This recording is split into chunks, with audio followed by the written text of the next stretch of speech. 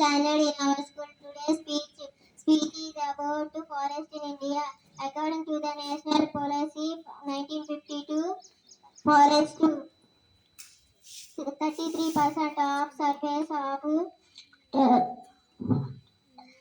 total areas, 20% of in plain areas, and 60% of mountain and hilly terrains.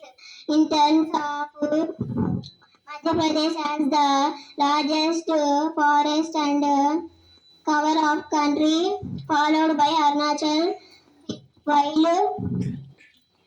Haryana has the lowest. India has the vast area of 3.28 meters square kilometers